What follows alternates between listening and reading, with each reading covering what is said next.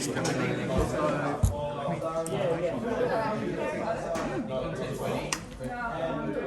that was the second one. So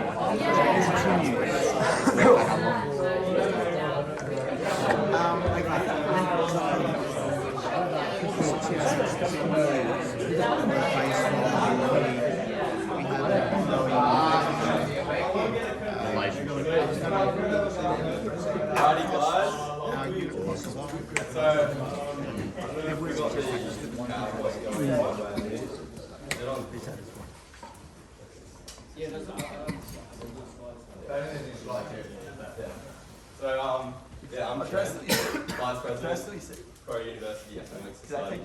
Thank you all so much for coming. Pretty much today we have Lurion especially coming in to talk about inflation, mostly towards like energy markets and sort of how that's, because that's Lurion's specialty, is what he's sort of studied. So yeah, Lurion's spent a lot of time studying that sort of stuff, and I'm pretty sure he's got some commentary in Lighthouse and stuff like that. So with that being said, hopefully we can all learn a thing or two. Introduce yourself when you want to talk. It's going to be pretty much discussion based. Just say like what you're studying and what your question is. So yeah. Well, thank you, Trent. Thank you. Hi everyone. I would love to ask each and every one of you, your background, what you're studying, but I think before you know it, it'll be 7 o'clock. Yeah, look, I know most of you guys are doing economics, we have law, right? Anyone doing finance and economics? Yeah, okay. Finance and economics, okay, great. Look, I studied economics and marketing as an undergrad. So I was at Curtin University. Then I did an honours degree in economics, applied for a few jobs, including the RBA, Treasury, and I came to third round interview, didn't get it. So I enjoyed being at university and interacting with students. Research was not, I guess, so much on my mind at that time. It was more the teaching side. So I taught economics, macroeconomics, at Curtin and Edith County University as well, and I did one semester at UWA, University of Western Australia. But my honours thesis was looking at the Australian iron ore industry, iron ore and steel industry. Right? So I used all these production functions, cost functions, right? The Cobb Douglases and what's the other one? SES, yeah. All these different duality. Looked at duality and all this kind of stuff, using some data that I got, to the Western Australian mining. So this interest in energy sort of kind of started from there, right? But it was not till, after that I did a master's at County in finance. So I kind of self-discovered finance. I was asked to teach a third year derivatives course. I was like, okay, how am I going to do this? So some faculty member suddenly went ill, they couldn't find anyone, so that's how I got into finance, right, through derivatives. And then did a master's in finance, so that was more like a corporate finance, looking at the equity premium in Australia. And then I went to Saudi Arabia. So I went to Saudi Arabia, spent 2 years there at King Fahd University, and of course that was right next to Saudi Aramco, which is one of the biggest oil company. Well, it's government, but now it's publicly listed.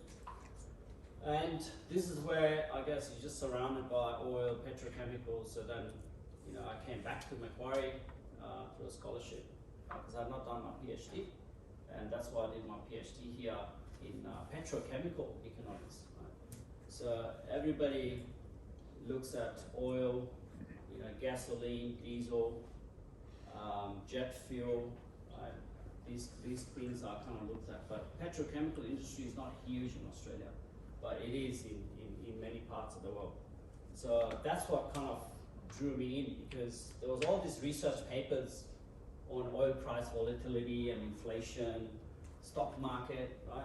Do oil price shocks result in, you know, stock market crashes? There's a lot of literature on that.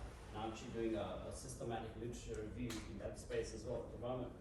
But the petrochemical side of things, right? All your plastics and polymers, all this kind of stuff, all comes from oil. So I got interested in, you know, all this, you might have heard of this polypropylene, propylene, PVC, plastic, all this kind of stuff, right, comes from oil. So I got an interesting data set. Actually, some of it is available on DataStream. And I looked at the price dynamics of the value chain in this space.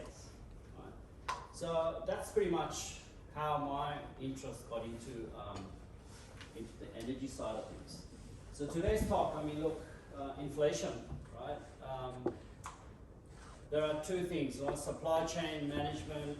There's inflation. People are, you know, worried whether we're going to have a recession. Right? We have a low unemployment rate and a rising inflation. Right? So how are we going to get out of it? Right? Are we going to end up in a recession, or is it just transitory? Now the term transitory has been used many times over the pandemic. Right? The Federal Reserve chairman used it quite a bit. Oh, don't worry about it. Don't worry, everything's going to go away. Right? So in terms of policy, you know, we've been in a low interest rate environment. People have been used to cheap money, you know, cheap access to capital for many years. And now interest rates are increasing, but they're still, you know, under 3%. But there's this panic that there's going to be issues in the housing sector. There's going to be people having mortgage stress. You know, there's a real fear amongst, you know, many communities, right? But from the energy side, I mean, we've seen a complete turnaround where we had negative crude oil prices, right? So, I mean, that was more of a, I think, a financial sort of transaction, right? So in the US, you have this, I mean, I'm not saying they're the main contributors. There's a fund, right? I think it's called United States Oil Fund, OSO, or I can't remember the acronym, but they invest in long-only positions in oil. So what happened was, you know, economies were shut down, everything, you know, I guess there were all these lockdowns, right? So the demand for oil suddenly was expected to just crash. So people were trying to get out of these positions. So this long-only, I think they had like some billions of dollars invested. Right? So what they do is they keep investing and rolling the contracts over and over again on the expectation that the oil price is going to increase. Because they have to close their positions, they dumped a lot of these contracts at whatever price they could get. So because if you look at the oil price going down, it literally, within like 24 to 36 hour period, the oil price went back up again. Right? But it went to the negative territory. So it was like completely unheard of. And since then, we have seen, you know, oil prices go through the roof, right? All the way to, I think, $140 around March this year. And now they've started to come back down again. So commodity price inflation, right? It impacts, you know, I mean, it impacts through certain, like different chains, right? So we have diesel, for example. Diesel, like in Australia, 85% of the agricultural industry depends on diesel. Even your wind generators, the backup for wind generation is diesel. If you look at all the wind farms in Australia that are currently operating, they use diesel as a backup. Diesel goes into trucks, buses, you know, mining equipment. So I recently, you know, with some media engagements, I've kind of been focusing more on the diesel side because everybody thinks about petrol, putting petrol in your car, how is that going to impact you, right? So I think, you know, just to kind of summarize this whole, area of this gasoline and diesel, what we need, I think, Australia doesn't have any refineries, right? We rely, 90% of our fuel is imported, okay? And this is imported on foreign-owned ships. Australia doesn't own any oil tankers or any ships that bring in this fuel. So it's quite critical that, in terms of, ensuring that these costs, of transportation and the cost of bringing in the fuel, the supply chain of fuel coming in, is maintained. It's just pretty much a just-in-time kind of system. Right? So if you look at the cargo, so we have access to some financial databases, right? One of them is in the lab here, which is your Refinitiv icon. In there, you can actually see all the ships and all the cargoes of different types of products, oil products, refined products floating around. Right? So you will see that we do have a diversity of supply in terms of gasoline, diesel, jet fuel. Predominantly, gasoline comes from Singapore, right? Singapore, Malaysia, Japan, and South Korea supply a lot of the diesel. People think China, but China is not a big supplier of refined fuels into Australia. Right? So if there's any maintenance issues or refinery issues in some of these countries, so Singapore, Japan, South Korea, we could have like big problems. Right? And not just people using transport, but the Australian military, for example, like defense. If you look at, I do have a chat to some defense people every now and then, and they are very much like, on the edge in terms of, their fuel depots all around Australia. If they need access to that instantly, that there's a problem, right? So diesel goes into a lot of the tanks and a lot of the armored personnel vehicles and so forth.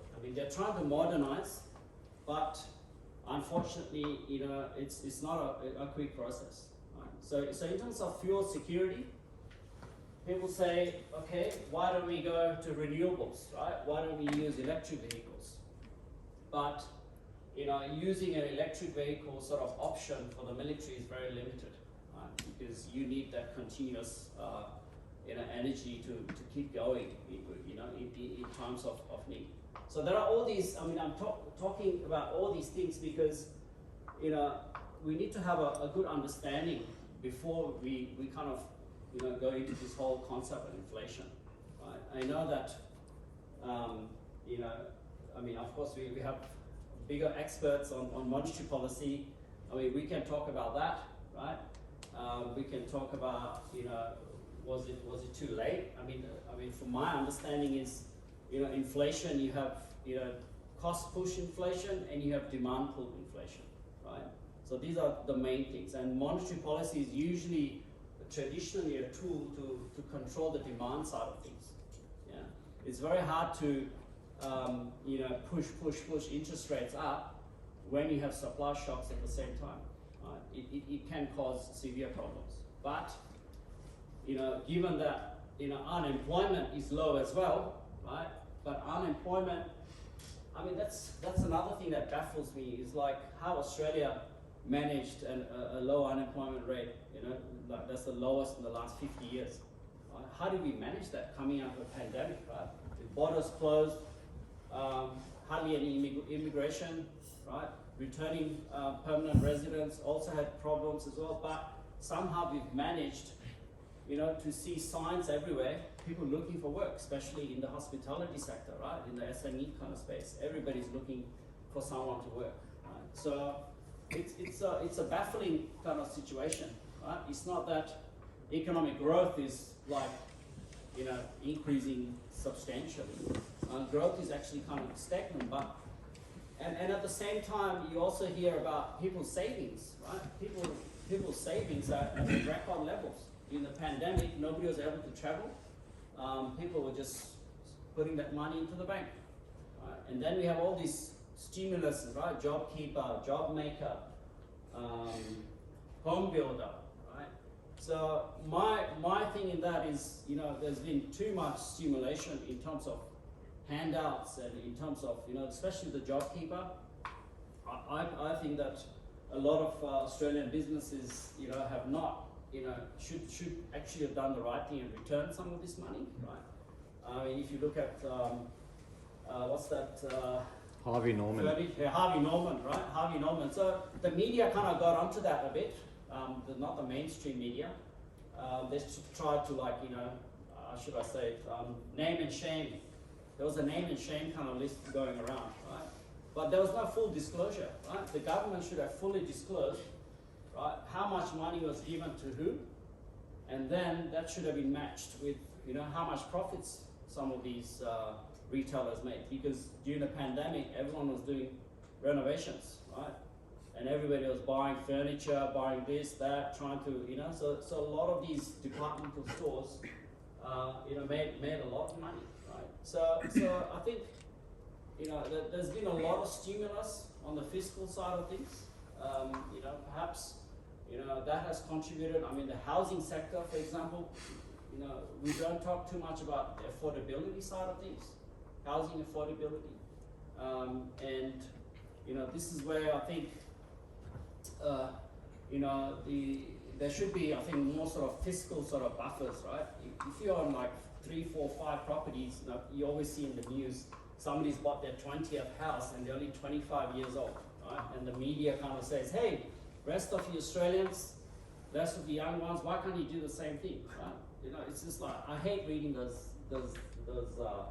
you know, those news items. So property is like kind of still kind of, you know, how should I say, it's like the holy grail of getting rich, right? So people have, like, I mean, with interest rates going up, if somebody cannot afford an extra $140 a month on their mortgage, I think there's some serious problems there, you know, in terms of the person or the family or whatever has bought, you know, extra properties, right? I'm not talking about, you know, primary residences, right? We're talking about people who have gone and bought extra properties, right? If there's a failure on the banking side, right? Because we had a banking royal commission and there were all these things that came out.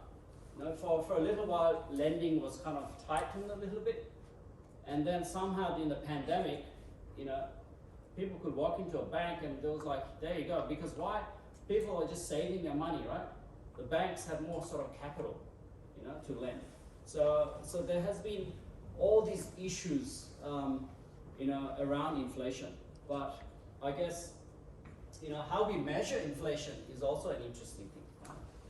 I mean, David, I mean, I know we have a CPI index, we have a basket of goods, but is this something that needs to be looked at again, right? Are those goods that are actually being measured, are they the right goods, right? Are they the goods that are kind of commonly consumed? Do we need to, like, rework the index? Because, you know, for me, if somebody cannot afford to pay their rent or cannot afford to pay a mortgage, I mean, that is a big problem. Yeah, but at the same time, keep in mind that wages, right? The wage growth is very low as well. So it's a big problem, right? Low wages, high inflation. You know, should the central bank or the Reserve Bank of Australia kind of change its stance in terms of, you know, not having this 2 to 3% sort of target, right? Should it be more sort of, I mean, there are other theories around that in terms of, you know, using nominal GDP as a target, right? Instead of using this 2 to 3% band for inflation. So a lot of schools of thought, as I was chatting earlier, you know, if you're, you know, a deep theoretical economist, you know, who kind of knows all the classical, neoclassical, you know, the whole schools of thought that go around what is the optimal type of Keynesian or optimal type of policy, economic policy. So it is a challenging time, but, you know, I think in terms of inflation, I think things have cooled off a bit. Okay, we can see, especially commodities, we can see, you know, prices coming down for fuel and things like that. But keep in mind, we also have a fuel excise cut, right? That's coming to an end as well. So that's on the 28th of September. And of course now there's a lot of interest, around what's going to happen there. Okay, so my biggest fear is that, the price of diesel is going to continue to remain high. If you look, it's about $2, right? Diesel normally does not go through these fuel price cycles.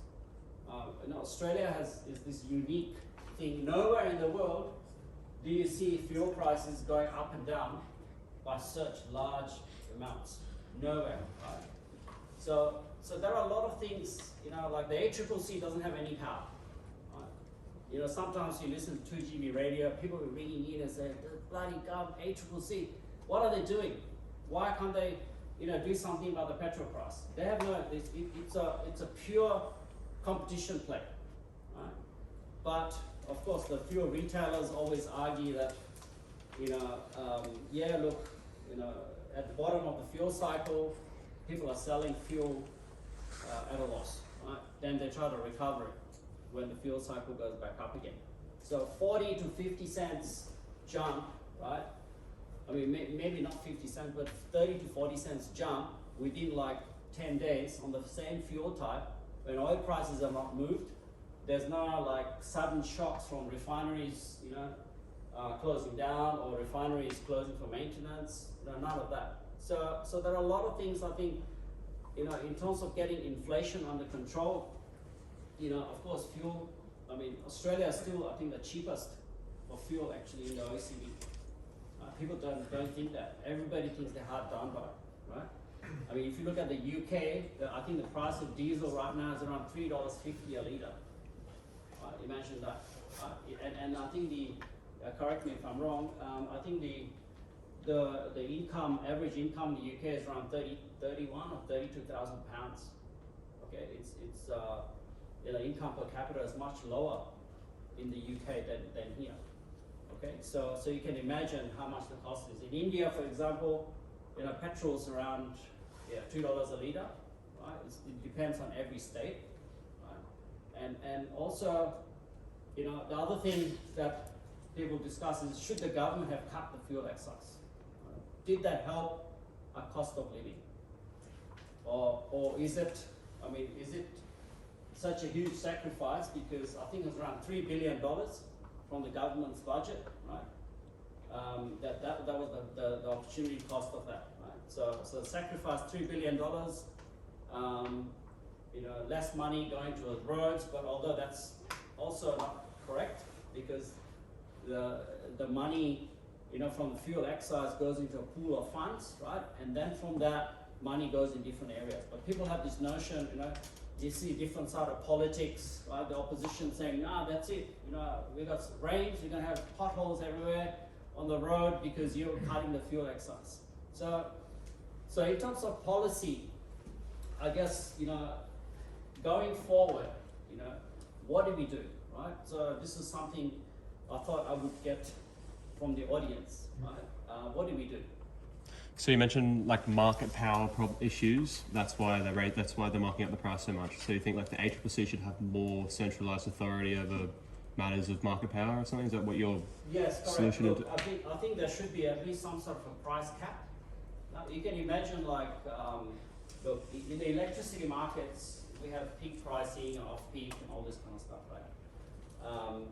But you wouldn't like it if your electricity bill suddenly went up and down month by month, or on a daily basis, you charge a different rate. Right? You usually charge the fixed rate if you have electricity supplied or gas supplied.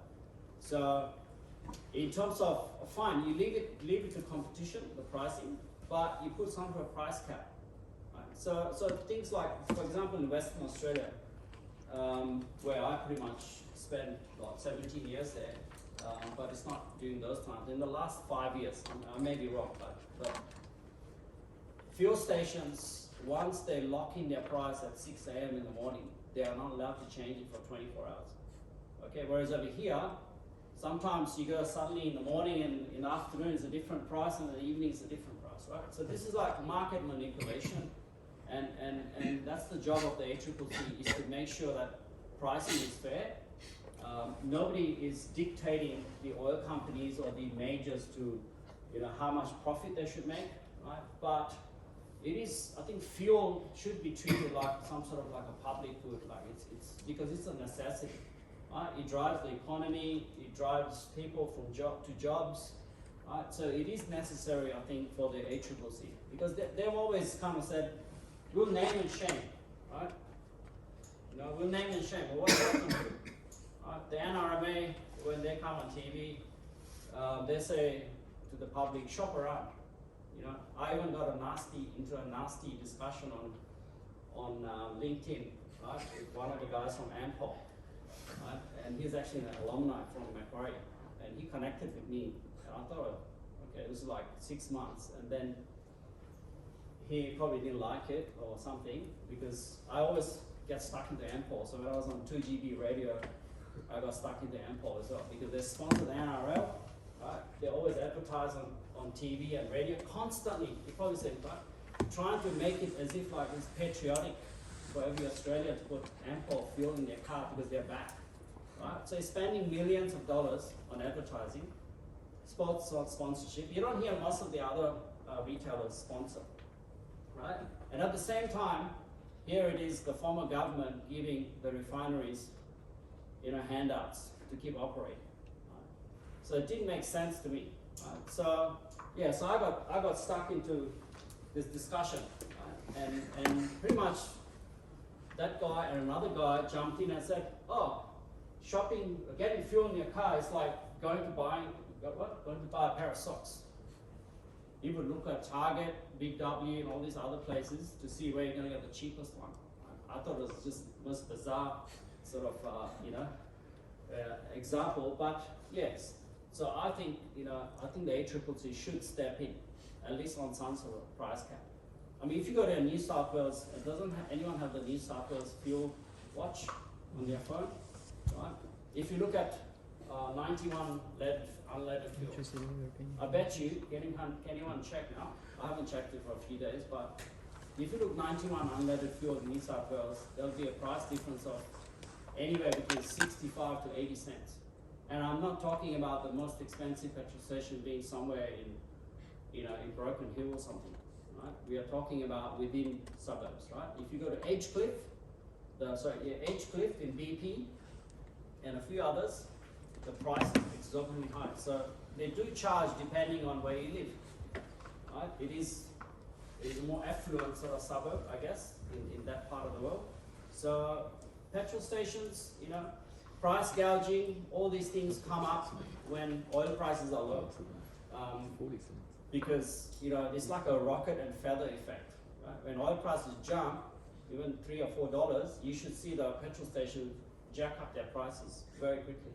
But when oil prices come down, it's a feather effect, right? It's very slow. And as I said, refining in Australia is a loss-making business, right? Because firstly, the two refineries, so we still have 5, right? There's only 2 left. None in New South Wales, right? 1 in Geelong and 1 in Brisbane. And so these refineries are like 50 years old. They're not modern. They've been like worked on, patched up here and there, and they keep going. So we don't have that, that, how should I say, that capacity to have large amount of supply on board when prices are cheap, right? Because we don't have storage. Unlike the US has something like 670 million barrels of oil stored underground. Okay, so this SPS, Strategic Petroleum Reserve, which the Biden government released a few here and there.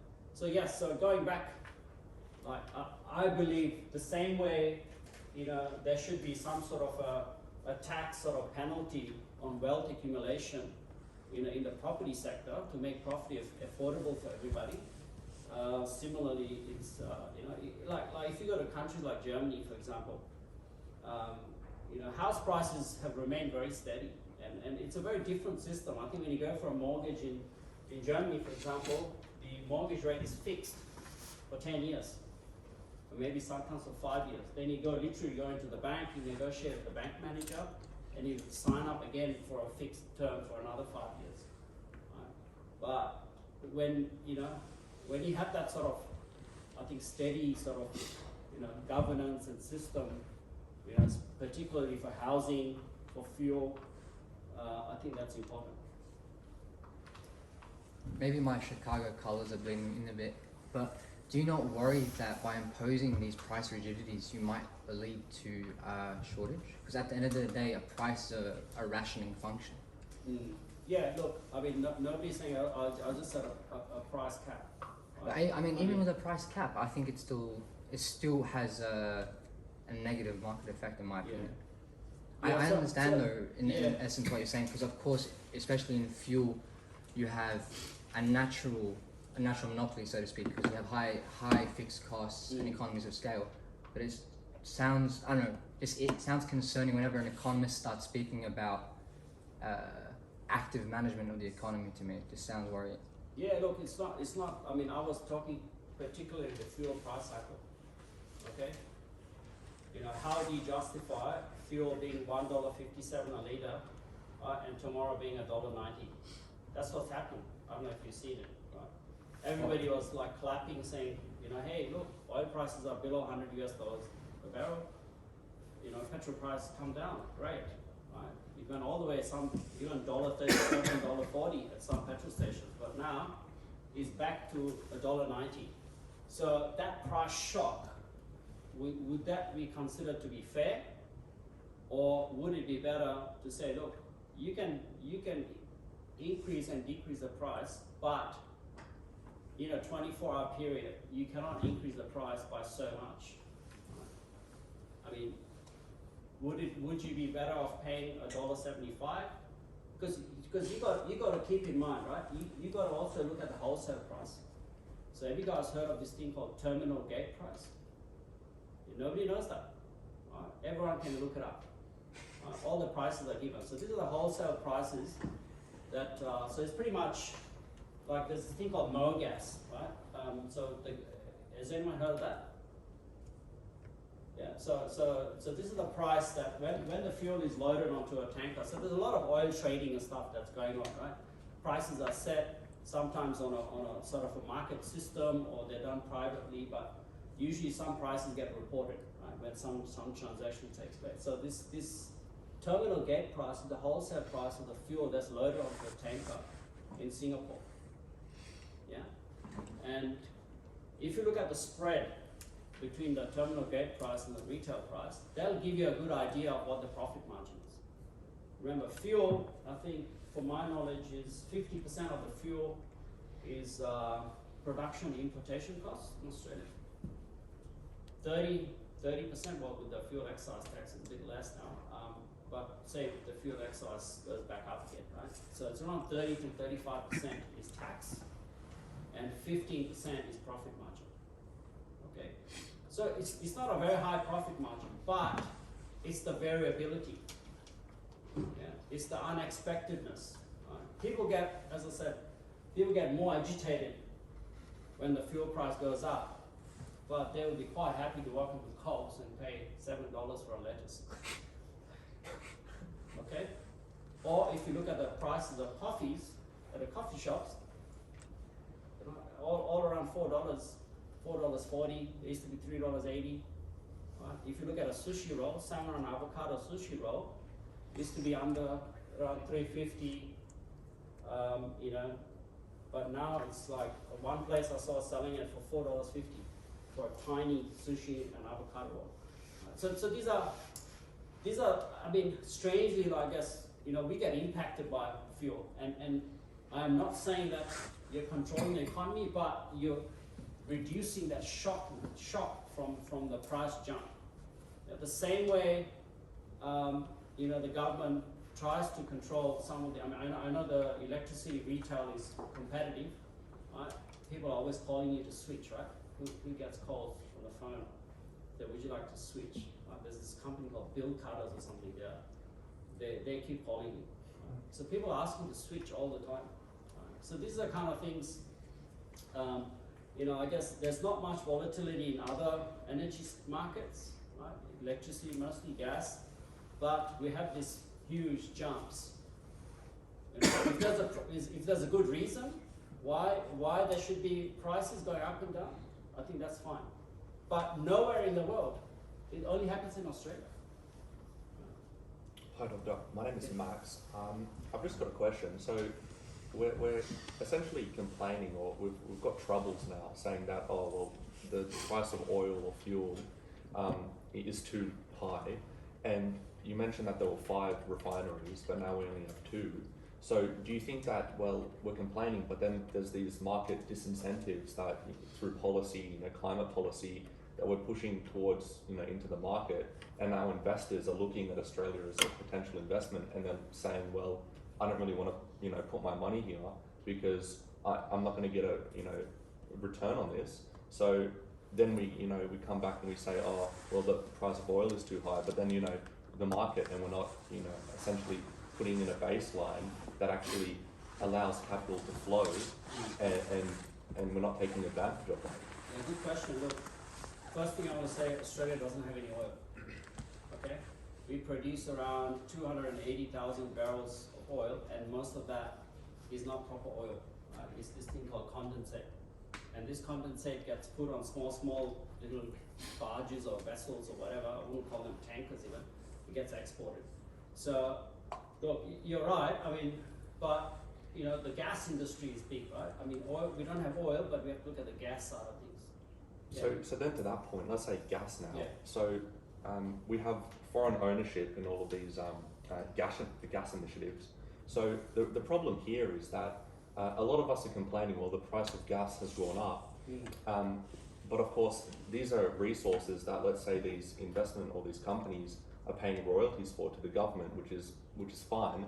But of course, wouldn't domestic ownership of these assets be beneficial to us? I mean, we all have our super funds. So wouldn't it be, beneficial for us that even though, the price of gas has gone up, if we had our super funds investing into these gas companies, then it would have been, a benefit to us. But we're pushing these narratives where, well, we want to get out of this fossil fuel, and now the price has gone up, we're suffering, and then we're not taking, any of the spoils from it. Yeah, good question. Look, I mean, it's not just Australia, right?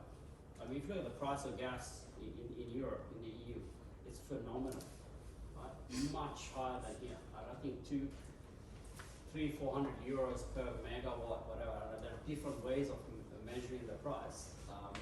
But yes, look, there are a few problems. I mean, a lot of the companies that are operating here, overseas companies, yes, they pay royalties, but a lot of them get away paying 0 corporate tax. Okay, and this is a big problem. I think Exxon, has made around $71 billion or something like that in revenue over the last 10 years, and paid 0 tax. Okay, and this is something. I mean, it's a difficult one, because if you try to claw back and take more tax, right? They're already paying their royalties. Okay, great, but they might. I mean, there's this fear they might just pack up and go elsewhere, right? Because there's a lot of gas discoveries in places like Guyana, west of Africa, Western Africa, so a lot of projects going on there as well. But look, Australia has, should have been developed as a gas-based economy. I know there's opposition from the environmental side of things on developing our gas resources, right? But gas is a heavy industrial type fuel. You need it, not just for heating. Like most of Europe, their home heating is through gas.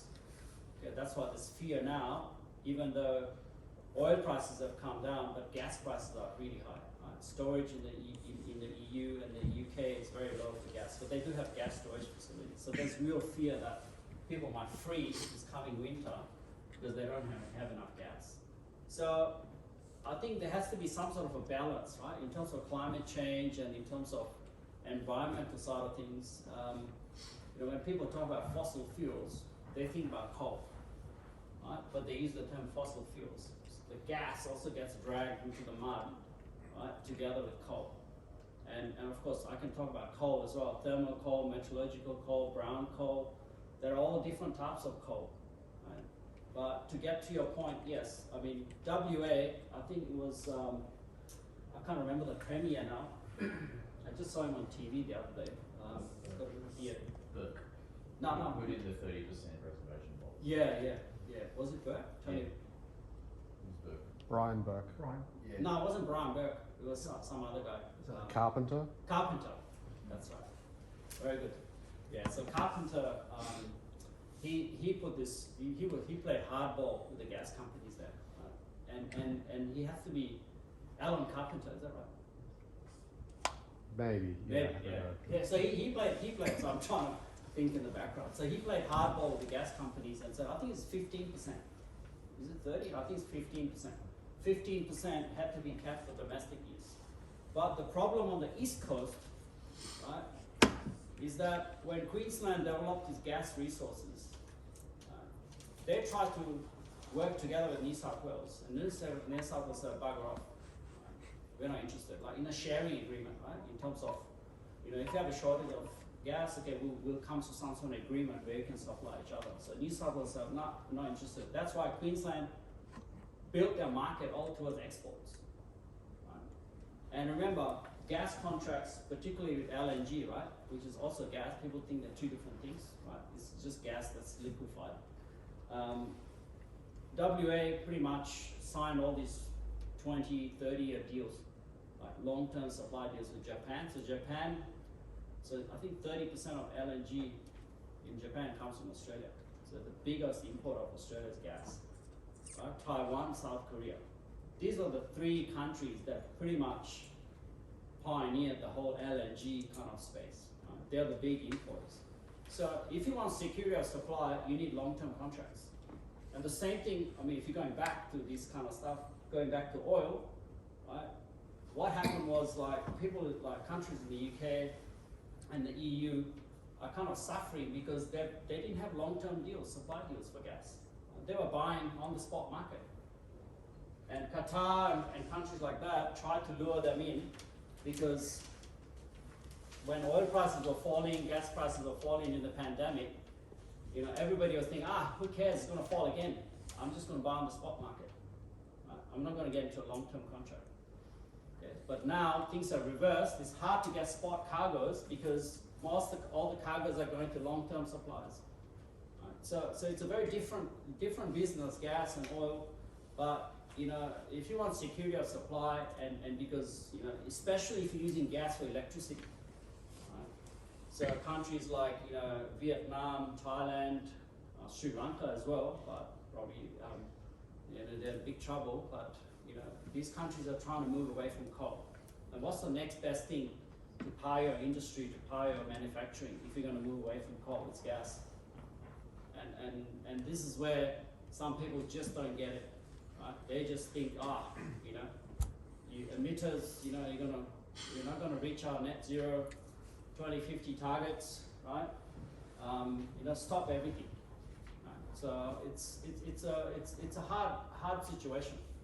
Right? So we try to, yes, everybody's trying to do the next best thing, the next best alternative. Trying to reduce coal, especially thermal coal. Thermal coal is very polluting. Okay, so countries that are genuinely moving away from thermal coal and high ash coal, because you have to remember Australian coal is very popular because it's low in ash, right? And especially the met coal that comes from Newcastle, metallurgical coal is used for steel production. Right now there is no other alternative. So if people want local manufacturing, people want industries to be built, right? You're not going to build that around solar and wind. You need high-powered energy supply. Yeah, so you cannot have both. You cannot have a domestic industry. People say supply chain problem. You should manufacture everything here. But how are you going to do that if you don't have secure energy supplies? Right? So it's a balance, and you have to keep in mind when there was a coal shortage. So this kind of whole crisis kind of started actually like in Japan when they had a very colder than expected winter. Japan started stockpiling on all the coal. Right? The Russians also had a very cold winter. They started stockpiling on coal. Suddenly there was a shortage of coal. Right? So countries like India and stuff, they have a lot of coal mines. Like I think also in China, China has like 1,000 plus coal generated electricity stations. So people are sucking coal, yep. But China was having blackouts intermittently all throughout the first part of this year. Yeah, look, there were blackouts there were blackouts again in Japan as well. Yeah, definitely. Look, I mean, they had some other issues like maintenance issues, plants going down, right? So it was beyond that. I mean, there was a lot of shortage there was a shortage of supply from breakdowns, rather than things. So I mean, Germany is now refiring their coal power stations, right? I think recently they're also putting a stop to I think the last 2 or 3 nuclear power plants that they had. Like, I mean, you can't reverse it, right? I mean, I'm not a nuclear expert, but once you start a shutdown process, right, there are many things you need to follow. You can't suddenly halfway reverse it, right? You once you click those switches off at certain stages, that's it, game over. Right? So nuclear is another option, but you know, you have like even Bill Gates, right? Is heavily involved in nuclear. Did you guys know that? I think this company is called Terra Power or something like that. Right? So small scale nuclear. So that's another option, right? If you want to look at energy security, you know, from that space. But nuclear is super expensive. I think the payback period is like 30 years. And yeah, so. And recently in the political scene there was discussion about nuclear. I think Peter Dutton said that, you know, that Australia should be looking at nuclear as an option. I mean, it could or could not work. I mean, it could or could work, right? I mean, there's a whole this thing. So you kind of read into all this stuff, right? Nuclear fusion versus nuclear fission, right? It's like 2 different ways of creating nuclear power. So it's a very interesting area as well.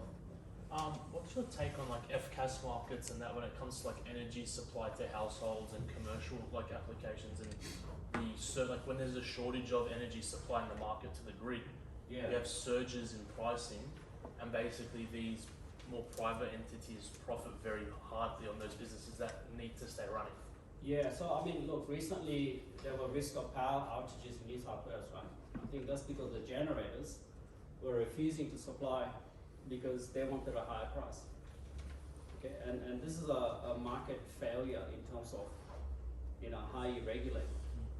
Because I think who's the not Energy Australia, who's the main infrastructure, Transgrid, I think it's called Transgrid.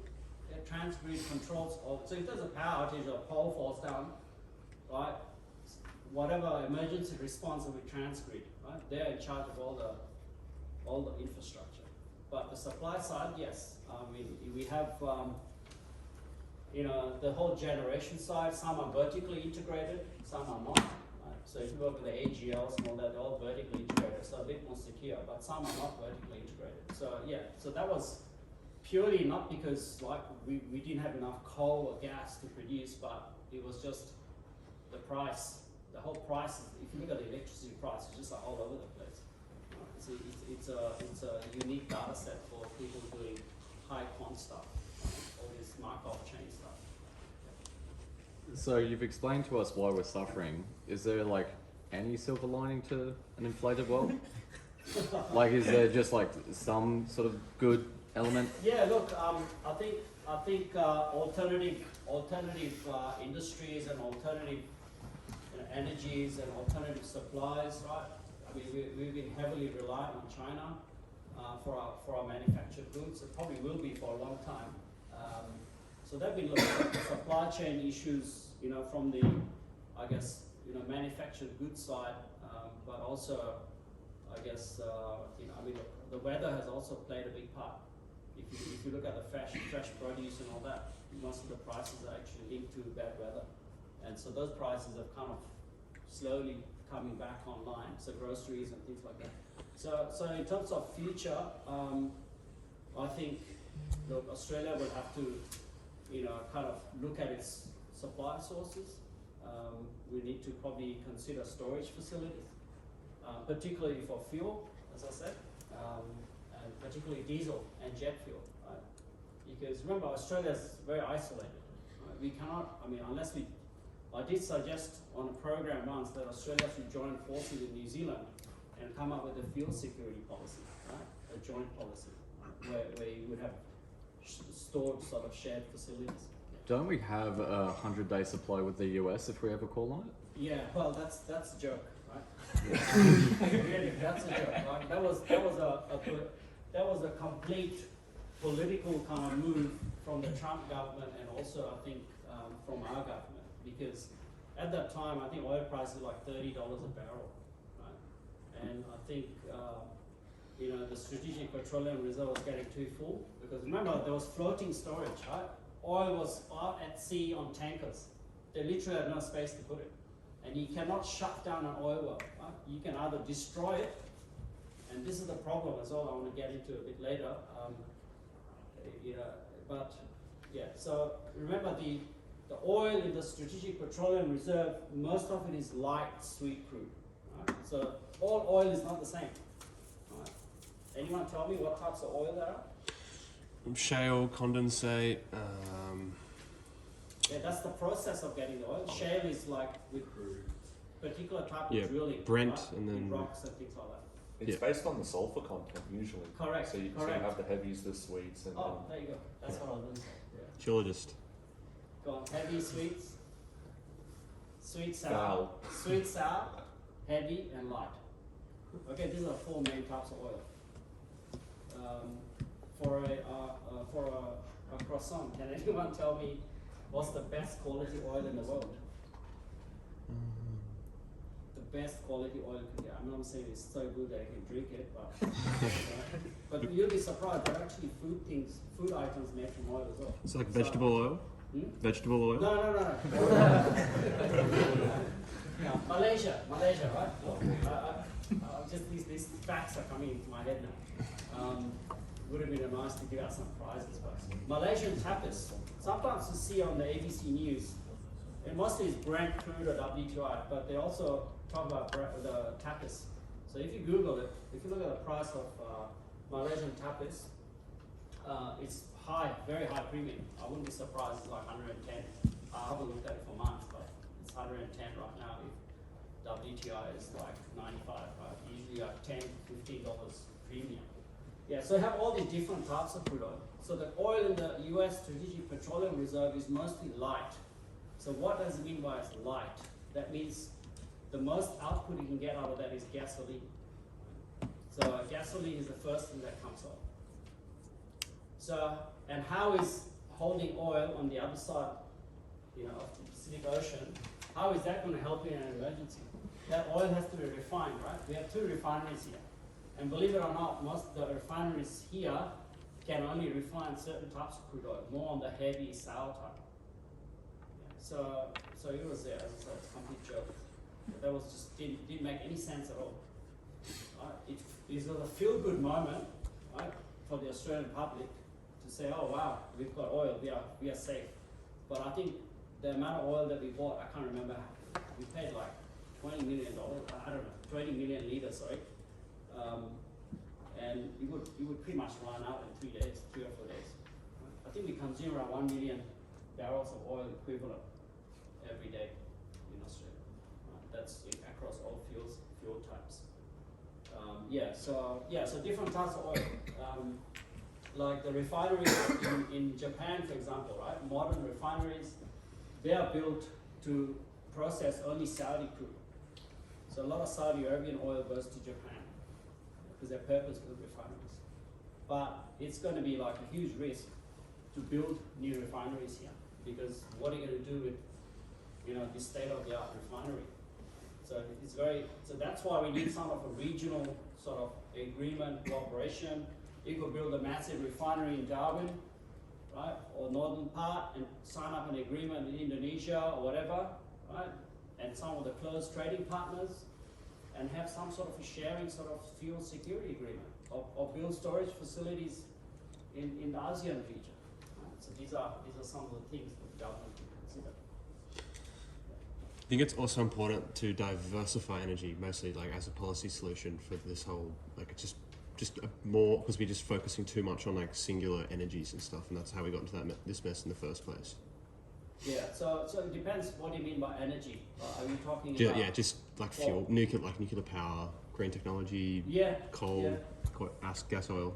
Yeah, So look, I mean, a good energy mix is always good, right? I mean, I'm not against wind or solar and all that. That's great. I mean, I'm proud to tell everyone that Australia has the highest per capita solar rooftop panels in the world, right?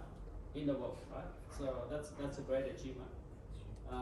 But sometimes building these large-scale solar farms, right, through these power purchase agreements where someone signs up to them and agrees to get power.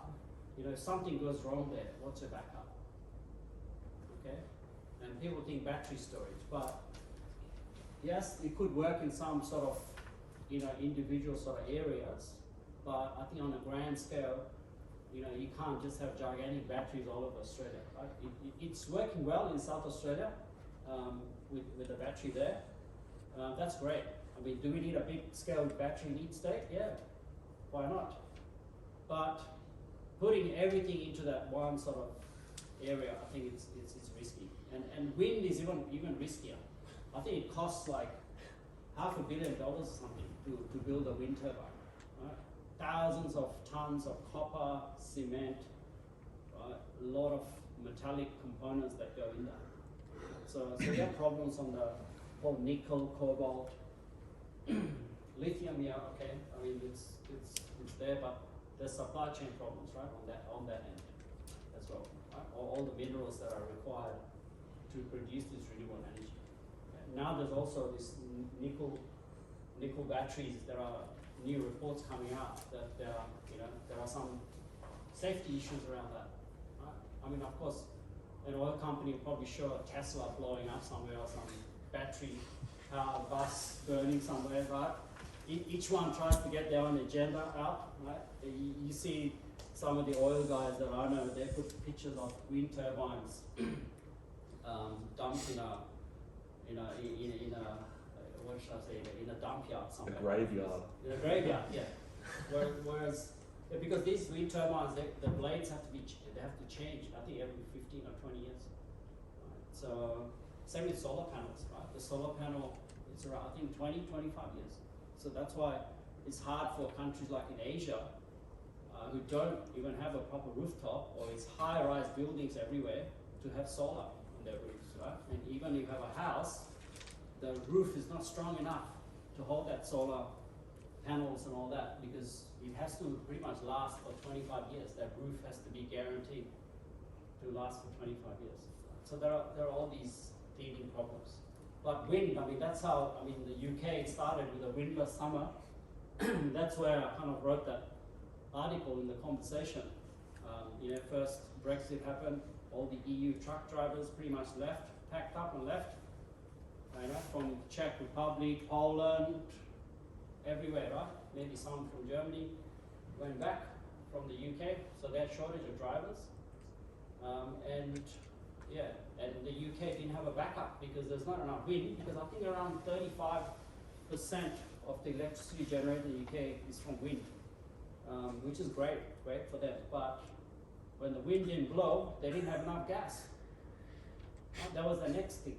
And they couldn't get gas on the market because, as I said, they were all trying to buy on the spot market, and everybody was already, committed to long-term contracts. So yeah, right. I mean, it's a you have to have a mix, but you also got to face the reality that coal is not going to go away, right, for many decades, in my opinion. You might switch from high ash to low ash coal. You might, introduce all this carbon capture type technology. That also, there's opposition to that. But companies like Santos, for example, is investing in that. And we also have a good innovative company. They're based in Canberra. I think they're called iCarbonate or something like that. So they actually not just capture the carbon and store it, but actually it's CC, carbon capture, storage and utilization. So they actually build these carbonate type bricks from the CO2 that's captured. Right? So there's all these other industries developing as well.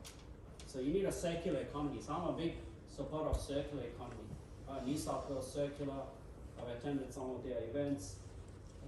I think that's where you know, a lot of the focus should be, you know, if you're going to go green, it's not all about, you know, anti-coal sentiment.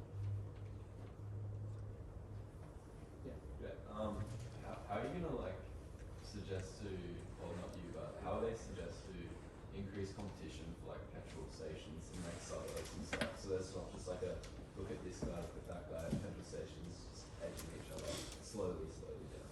Yeah, look, I mean, you know, the petrol station, I mean, from my knowledge is that, you know, a lot of them are company-owned stores, but you also have these franchises. I'm not talking about your Budget and all these other guys. So if you go to a BP, it could be a company store or it could be a franchise BP. So a lot of these franchise BPs, for example, I live in Carlingford, so Northrocks, you know, live in Northrocks? Yeah, so Northrocks BP, you know. Cheapest on the planet. Yes, all the time. I love that. It's so good. Right? Yeah. So and I spoke to the guy, and I said, look, how do you maintain all this cheap fuel, right? You know, and how can you possibly? I mean, yeah, they have a mechanical shop next door. You know, it's not like a 7-Eleven surviving on $1 coffees, right? And all the other donuts or whatever they sell, right? So the retail side of the business also pushes, right?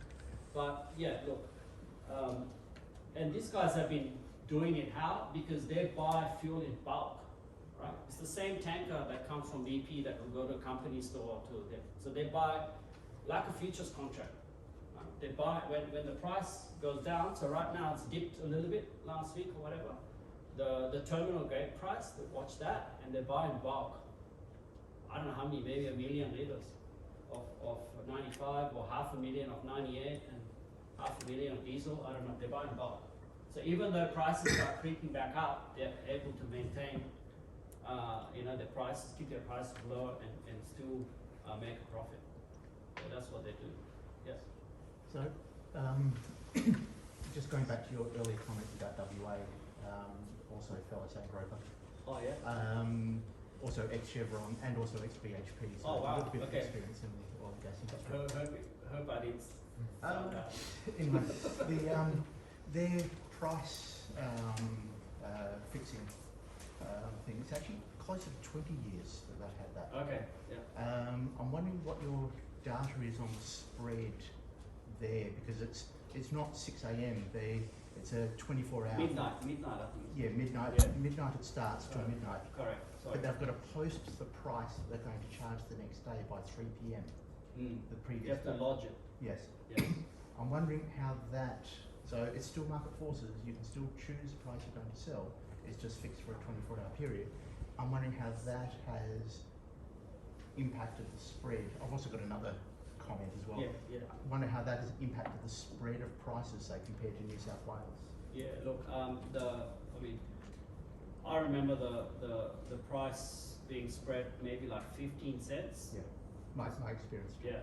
Not more than that. Yeah. And that's how it should be everywhere. Right? I mean, it's a state-based thing, but I think it requires some sort of, you know, stepping in and making it, you know, mandatory across all states. I mean, all the premiers should get together and discuss a proper, you know, system. I think WA has the best system.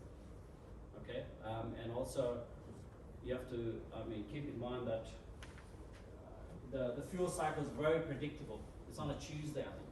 Tuesday and Wednesday that the prices go down. Yep. Yes. It's interesting, WA, I went back there for the first time since the pandemic, and just on the trip from the city to my mother's place, there are 10 new fuel stations, Yeah. brand new ones. I mean, I don't see that here, but there they're just building more fuel stations all the time. Yeah. So it's not as though it's impacting. Yeah, look, I know there's always this thing that, oh, look, you know, it's going to be, we talk about stranded assets, right? You know, you would have heard the term stranded assets. Yeah, it's mostly in the coal industry, but every time there's some gas project or something that's announced, you know, the green movement jump in and say, oh, bad idea, stranded asset. So it's, but look, fuel is something, I know WA is expanding and building new rail. So which part of WA? I'm from the Morley, Mirrabooka side. Okay, I was born Mount Lawley, raised down south near Denmark, Okay. up in the hills, and then spent the last 20 years in the There's city. many, like, No, Greenmount, Greenmount, and a okay. vineyard in the Swan Valley, that type of stuff. Oh yeah, okay, cool. All right, just a perspective because they're building a lot of infrastructure projects in WA. So there's a high, like train line going from the airport, you know, to various parts. I think it's going to Europe and connect, and you know, so there's a lot of infrastructure going on. I know that with the mining, during the mining boom, right, there were a lot of people who are moving from here to WA. Now there's been a bit of outward movement, but I think it's going to pick up again because there's a lot of demand for minerals in WA, and they're finding a lot of agreements and things like that. So it's going to increase, but fuel is going to be, I think, a necessity, right? People think, I mean, if you look at the electric vehicle cars, penetration is very small. I think I may be wrong. It's around 2 or 3% globally, very small, and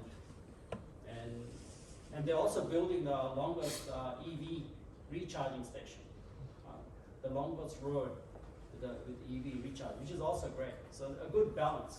Yeah.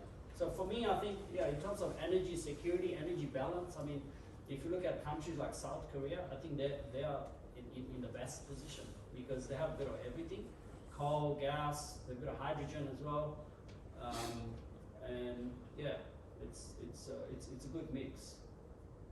Japan, I think, also probably have to survive on nuclear and gas in the future. So another question, Yeah, which, sure. comment first. The price of oil at its maximum was actually about the same as the high prices we had in 2014. I think it was what, $140 Yeah, a barrel. 140. Yeah, which is also the same we had in 2014, but the fuel prices were not as high back then. Yes. It was still over $1, but definitely under $1.50 a litre. Correct.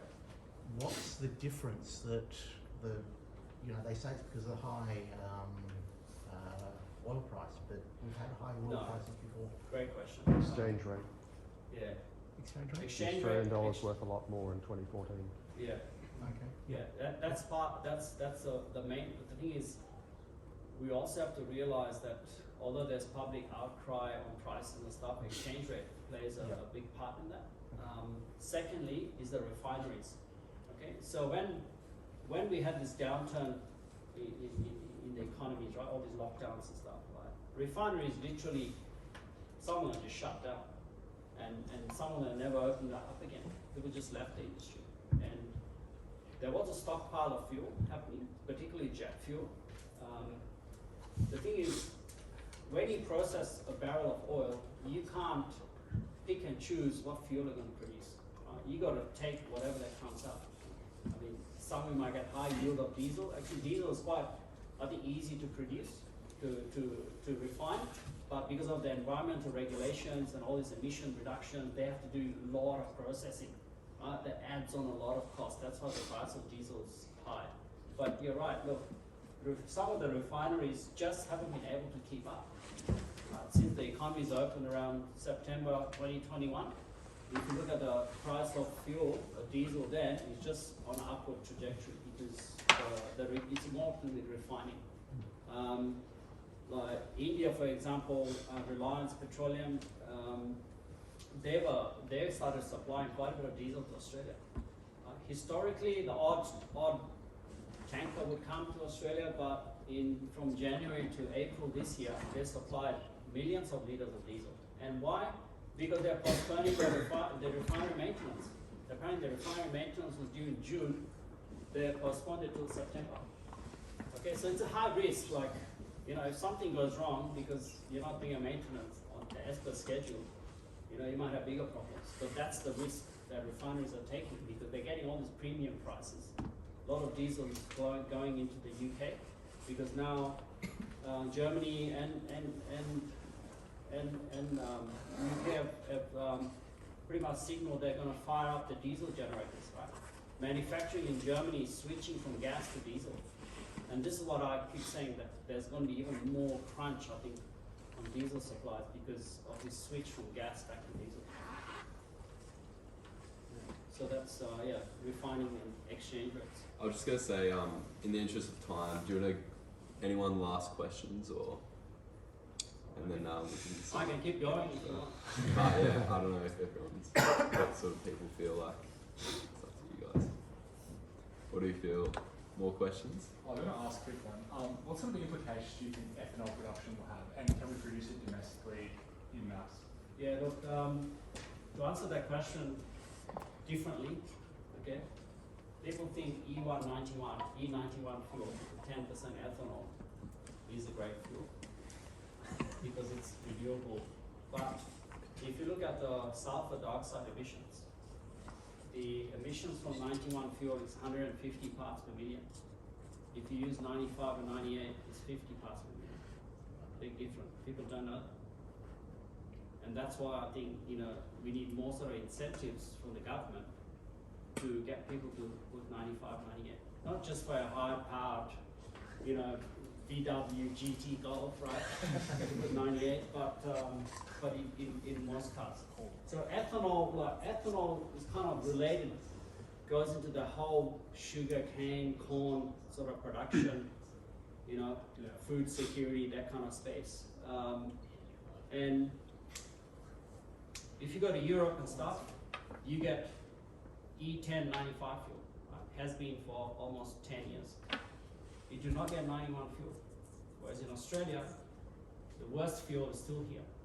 I know that we used to have leaded fuel, they used to have unleaded and leaded, right? I think it was only last year, you can Google this, it was only last year, some country, I don't know on which planet, on our planet, got rid of leaded fuel last year. It was the last country to get rid of leaded fuel. Right? So product life cycle, innovation, all that stuff is good. But if I was going to make fuel greener, right, if you want to call it, although sulfur dioxide emissions are high, I would look at biodiesel, right? Biofuels for aviation. This is something that's, I think, there is innovation happening in that space, but more could be done there. So I think this whole ethanol thing is kind of dying off. I mean, if you do produce it here, yeah, it's a good question. Where are we going to mass produce it? You know, that's the problem. Mass production and reliability of supply. I mean, Brazil and all these countries, you know, they're like breaking it in because they supply a lot of these ethanols and stuff produced from, you know, from corn, sugarcane, all this kind of stuff. Yeah, so it's a good question, but there are ways of also producing biodiesel, you know, through agriculture. So there's a thing called Phytotrophia from trees that they grow, doesn't require much rain, and they can produce biodiesel. I think there's some production happening in Saudi Arabia in that space. So I'm not a big fan of 91, but the media always reports fuel price 91 fuel, but they will not talk about the 95 and 98. Well, what you proposed, subsidising 95 and 98, is completely contrary to what the government is doing, subsidising E10, which is the 10% ethanol. Yeah. So yeah. it's, you know, completely the opposite policy. Yeah, that's right. I mean, that's why everything needs a shake-up. It's the same with the fuel excise. The fuel excise tax is the same for all fuel types. Could I just make one comment on that? I think it's very interesting. It comes out of what Lurion has said. You covered a huge number of topics. I wasn't copying them, counting them all. But the thing I take away from all of this recent experience, in fact, the experience in this year, particularly as it relates to petrol prices, is just how far we still are away from people being willing to accept that traditional energy sources are going to have to be a lot more expensive if the world's going to transition towards a renewable story. You know, we all like to talk about renewables and we get nice warm feelings about it all and we feel happy when we're thinking about electric cars of the future, although they're 60 grand and we don't want to buy one. And by the way, if we do buy one, we're going to plug it in at night time and then use coal-powered electricity to refuel them. But anyway, but the real story of all of this is that people are still, when push comes to shove, they're not willing to pay. And if the price goes up this time because of Russia or whatever else, they will look to the government and say, reduce this price. In fact, that was the electoral strategy of the previous government. And I'm sure they were scratching for whatever they could find. So it really shows you that we are nowhere near the realization and the acceptance by people of what's going to be necessary if the world is going to deal with this transition to renewables. And personally, I think that's the more interesting long-term story that comes out of this. Although, would that experience. differ if the price was increasing very gradually? So it's one thing for it to sort of double within a few months, but if it was something where people go, okay, between now and 2050, the price has to go up dramatically. I think that's a slightly different. 2050 is the problem. So the world carbon price right now is somewhere in the order of $2 or $3 per ton. If you take all of the carbon price schemes around the world and you have a look at it, it needs to be 50. I thought it's more. So it needs to be 50 in order to get it. And so we may wait till 2050, but by then there'll be a lot more stuff that's been thrown into the air. And I'm not pushing one way or the other. What I'm just talking about and pointing on is just, with all this discussion for what, 30 years now? And we're still arguing about whether it's 20 cents a litre higher or lower. Yeah. You think they would welcome it? Wow, it's fabulous. Petrol's gone up, we're going to start substituting it away. No. That's not how it's The carbon price, I think it's a good point. I mean, that's probably the more realistic sort of option or solution in terms of controlling this whole, addressing this whole emission reduction. I call it emission reduction rather than climate change, because look, I mean, we can talk about climate change as well another time, but the difference between climate change, climate variation, what's happening with all this excessive rain, floods. You got to look at energy in terms of electricity, and energy in terms of manufacturing, energy sources in terms of transportation. Right? You cannot. I think no industry is going to operate if you start dictating and say, look, get rid of petrol cars, like how the UK is going to ban new sales of internal combustion engine ICE cars are going to be banned from 2035. So is that going to work? I mean, as I said, right now the EV options there are, but I think the government could do more to bring in lower priced EVs into the market here, because as I said, 60,000, 50,000, everyone thinks EV Tesla, right? But there are other, I mean, you do have other models here as well. What is the point if they're powered with coal? Used Yeah. electricity at night? Who is going to plug it in the middle of the day when the sun is shining? Yeah. Everyone's going to go home and plug it in their house at night time. What is the benefit? Yeah. And I mean, but what's the alternative to coal to generate the electricity? And that's Wind where I blows think, at night. Nuclear is the only. Yeah, but if you build the entire country on nuclear, I mean, look, Japan had quite a big nuclear energy source, but they're also a biggest consumer of coal. Right? So they've survived in coal and LNG. Well, they've switched. I think the coal is around 15% now. LNG is still 30%, 30 to 40%. France has been 70% nuclear for electricity for years. Yeah, and they're expanding. Right? And that's the funny thing. Germany is shutting down. France is expanding. Just announced this year. Right? They're going to build 3 or 4 new nuclear plants. 3 years ago, they were closing down though. France? Yeah, they were just starting to have the crux of the moment, because it was 70% of, so it's 70% is nuclear power, and then of that 70% is owned by the state company, and then they had 30 or 40 different nuclear power stations, and half of those were starting to run out, because I remember we had to do it for micro second year. Yeah, Look, that's the only reason I know. I went to this modeling simulation conference last year, and I met a physicist, right? Nuclear physicist, who's doing, I don't know, some cool stuff in simulations. And he was saying that people think nuclear is the answer, but uranium supply, people think there's abundance of uranium, but the quality of uranium that you need for nuclear is not that in that abundant supply. That's why if you look at, I think most of the nuclear fuel comes from Kazakhstan for the French thing. So, Australia has a lot of uranium, but the grade of uranium is not of such high quality to sustain yourself for a couple of hundred years. So what happens in 300 years when you run out? So there are other things like thorium. Have you guys heard of thorium? Yeah. So that's an alternative. I think Canada has a lot of resources in that space. It's 90% more efficient or something than Yeah. uranium, and it's more pure, and it doesn't explode. It will never have a nuclear meltdown because of some sort of process that happens. Correct. Isn't China doing a lot of thorium reactors? I think so. Yeah. But the So- cost, so- the cost of thorium and nuclear are very, very high. Yeah. And I think under the Howard government, they actually modelled it. And $30 billion.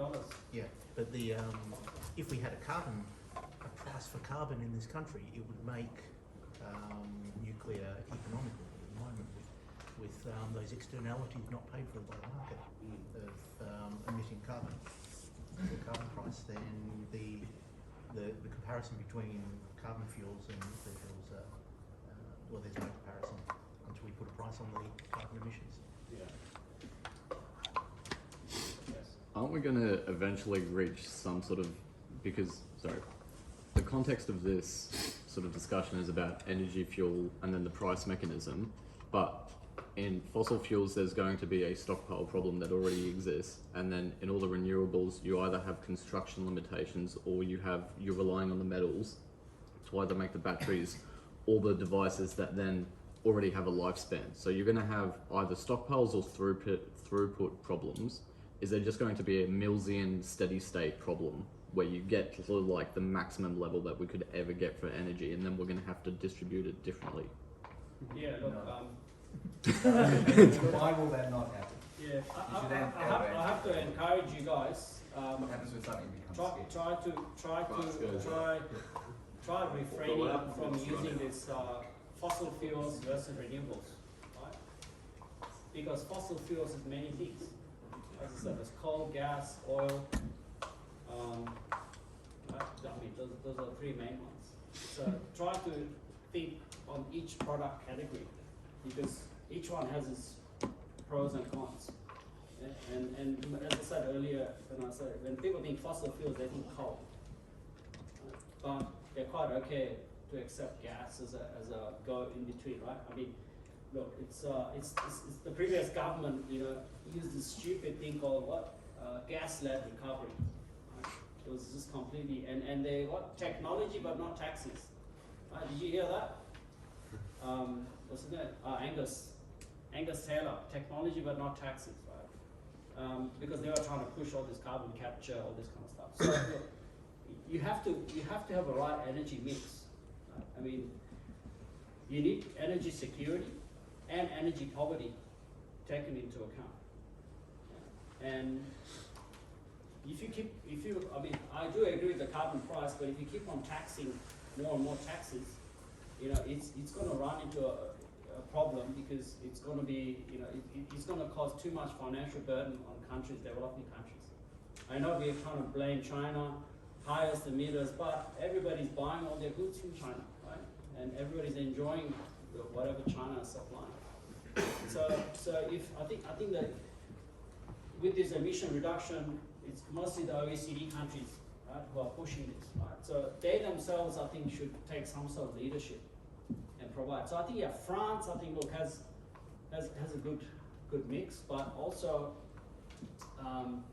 in terms of alternative supply, in terms of gas, like given that, there's Russia, I think we'll talk about Russia and Ukraine with Nord Stream 2 and Nord Stream 1 now. Also, going under Gazprom, state control, also in the mix. Actually, Gazprom is registered in Switzerland. You guys know that? Well, there you go. Right? And it has a lot of German investors in there as well. Yeah. So for the pipeline. So that's why they were hesitant, and then they just shut it off afterwards. Yeah? Because there's a lot of stake for Swiss and German investments. So building, I think, alternative, like, you got to go step by step. We got to go leaded fuel, great. Right? What's the next step? Get rid of 91 fuel. What's the next step? Reduce your dependency on diesel. The diesel is highly polluting, but it's been sold to the market as like, hey, guess what? Buy a diesel car, it'll get you the extra 500 miles or 500 kilometers. Right? Taxis in Germany, for example, all diesel. So diesel has been really pushed in the market. Now Germany is reversing. I think in, I forgot the city. Actually, diesel cars that are anywhere between 5 to 10 years old are banned from coming to the city, especially these commuter type vans. The Mercedes commuter or whatever, those type of vans are banned. In Stuttgart, right, banned. So now suddenly people are moving. So I think it's a step-by-step process. but we're jumping too much from like, hey, let's move from fossil fuels to solar with battery storage and wind. We are not going that, I don't think that's like a proper transition. So use how we've transitioned from dirty fuels to cleaner fuels. And eventually I think, you know, we'll find some sort of a right mix. And no single type of, you know, if you rely completely on renewables, you know, you might have problems down the track because, as you said, like if weather changes like this, or climate, as I call it, periods of, you know, dark periods with no sunshine, you're going to have problems for the solar side and wind as well. So you need to have some sort of a backup. And digging the planet from all the minerals, right, and destroying the planet that way also is not a good option. Because remember, a lot of these rare earths and critical minerals, right? You might have heard of this term. So rare earths are mostly used for, you know, all the electronics and stuff, right? Semiconductors and stuff. Whereas you have critical minerals like a nickel, cobalt, you know, copper, right? These, I think, have to be used very wisely because these are more finite resources. Whereas oil and gas, there are a lot of discoveries. I'm sure there's a lot more oil and gas on the planet that hasn't been found. But some of this copper and some of these rare earth elements, right, are not rare because they are very finite and such, but they're spread all over the world. Right? And of course, China controls around 60% of these rare earth minerals at the moment. So the processing of these rare earth minerals is highly toxic. Right? So you got to think about sustainability around this whole mineral processing business to support the renewable energy. It's not just about, you know, slave labor and all this kind of stuff that comes around with this ESG sort of area, right, with your diamond stuff from the Congo and all that. But the mining process, people understand, is very toxic, right? So you have to have a right balance and a good energy mix, I think. So I've just been stuck on the price theory stuff that you introduced earlier. Yeah.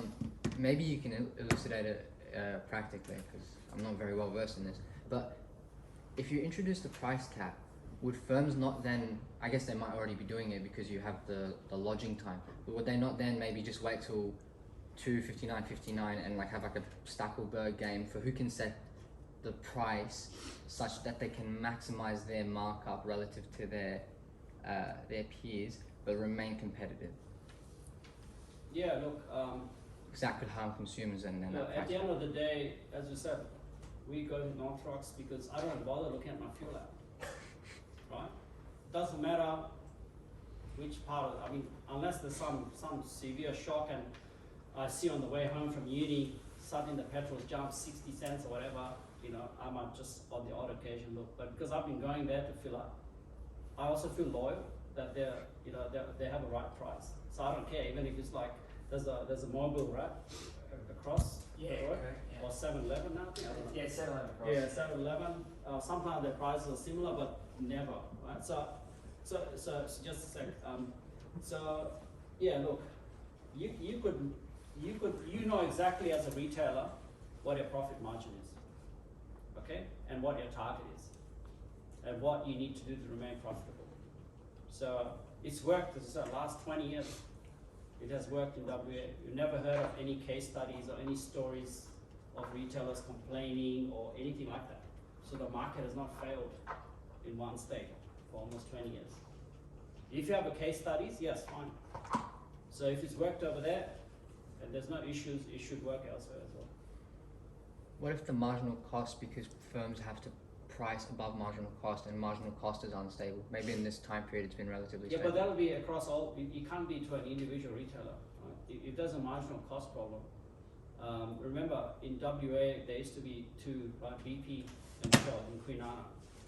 BP and Shell. So now BP has pretty much turned its refinery into a storage facility, and they store mostly jet fuel. So as I said, from the database I saw last week, a lot of jet fuel shipments going to WA to that refinery. So, but if there's a marginal cost problem, it'll be across. Because remember, it's not that some retailers have some exclusive supply to others, right? Most of this comes on a wholesale thing and the fuel gets distributed. It could be that if you put out a Puma, is that Puma? They have this Puma petrol stations in WA, and or the Shell. You know, sometimes the fuel could be done on a sharing basis. You don't know, but the quality of fuel is the same. Right? So if Ampol tells you quality fuel is put in my car, it's all rubbish. Right? It's all the same. It's regulated. Doesn't matter whether they put it at some dingy looking petrol station or whatever, some rundown place. Okay, maybe not, 1,000 kilometers west of Sydney, maybe I wouldn't put, but anywhere in the metro sort of area or regional area, you're quite safe to fill up with any fuel. So if there's a cost impact, it should impact everybody. So then at that point, your price cap really just serves as a way of limiting the information cost. Yeah, look, the price cap is purely because of the price cycle. We're not capping the price that, you're not putting a ceiling, right? We can do the dead weight loss and all that, price ceiling, price cap, macroeconomics, right? But we're not talking about like putting a cap above the equilibrium price, right? So we are trying to below, right? We are not trying to control that. We're just trying to control the whole, how should I say, the scale of the price shock, the price jump from the low price to high price. That's what we're trying to control. And as you said, I mean, I've never heard of people on the consumer side or the retailer side having any issues with this. So it cannot be a problem over here, okay? And always, as I said, Australia is the only country in the world that has this large price swings, and it does not happen in other energy markets. Does our isolation impact that? Pardon? Does our isolation impact that? No, it's just something that's been done on the retail side, and somehow it's just nobody's bothered to do anything about it. Right? I can understand, tit for tat, price cutting. Right? But that also perhaps could be. I mean, you can't control that, but you can cut each other's prices like airlines, and eventually somebody will go bust. That's what happened to the Ansett, Compass, all these airlines that were there. Price cutting, they couldn't compete anymore. But you could, I mean, it's just a thought, right? It's something that I brought up on programs on the radio and things like that, because it creates anxiety. Right? This price. I mean, as I said, right? Don't you get annoyed when suddenly the price it's $1.50 yesterday? I should have filled up. Now it's $1.85. Right? It creates anxiety. People get, I'm sure they get a bit of road rage as well, just because of the fuel price. But because look, it's a necessity. I'm all for competition. It's not anti-competitive, but it's keeping prices fair and keeping prices balanced. Right? Not having too much volatility that's driven purely because of, under the umbrella of competition. Alright, in the interest of time, it's like Yeah. 7:45, I think, so Alright. if everyone wants to jump up, start talking and eat some food. Yeah, I've Before been it told goes don't to leave roast. any food behind. You have to eat it or take it home.